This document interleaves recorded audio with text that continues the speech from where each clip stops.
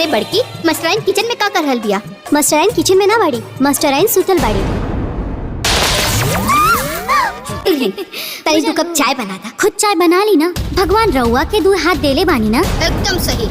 नमस्ते प्रणाम, आप सब देख रहल बानी भोजपुरी प्लस। तो आज जो ना ट्रेलर की रिव्यू लेके आयल बानी उ बा एगो संपूर्ण पारिवारिक फिल्म जो ना के नाम बा नैहर की रानी ससुराल की महारानी। जी हाँ, एंटरटेन रंगीला यूट्यूब चैनल पर ये रिलीज भइल बा ट्रेलर आज सुबह ही।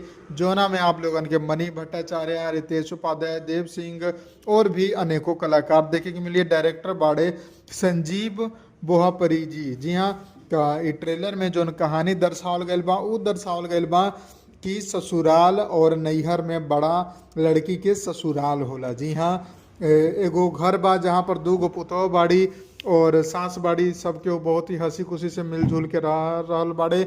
लेकिन जब तीसरा लड़का यानी कि सबसे छोटा लड़का के बियाह के बाद चलेला तब बियाह भी हो जाला, सब कुछ हो जाला। लेकिन जो लड़की बा जो ना घर से उआल बा ओकर मतारी हर बात पर ओके ही सिखावली कि अगर ससुराल में तोहे थोड़ा सा भी कोई न कुछ बोले तो तू नैहर आ जिया, तू नैहर के रानी बाड़ू। तो इहे बात के फायदा उठा के ससुराल में उ जो नया कन्या बाड़ी अपन मनी भट्टाचार्य जी, वो कोनो के बात ना सुनेली, काफ़ी देर तक सुतर रहेली। अगर सास कह देवे कि 2 कप चाय बना दूँ तो ओकरो भी मुँह पर जवाब दे देवेली और कोनो के इज्जत तहादले ना करेली। और ये बात इतना ज़्यादा बढ़ जाला कि ओकर पति ओकरा ऊपर एक दिन हाथ उठा देवेला और तब उ जौन मेहरारू बाड़ी उ अपन नैहर चल जाली। तो यहाँ से कहानी के होला नया अध्याय के शुरुआत। कैसे कि उ जो नया कन्या बाड़ी उ अब गर्भवती बाड़ी और नया मेहमान ओकरा जिंदगी में आवे वाला बा। तो नैहर में माई पहले तो खूब देखभाल करेली, ससुराल वाला भी आवेले जब लड़का हो जाला ओकरा के लेवे खातिर। लेकिन ओकर जो लड़की के माई बा उ सबके बेइज्जत करके बेलगा देवेली और ओकरा बाद ससुराल वाला भी ओकरा ना पूछेला।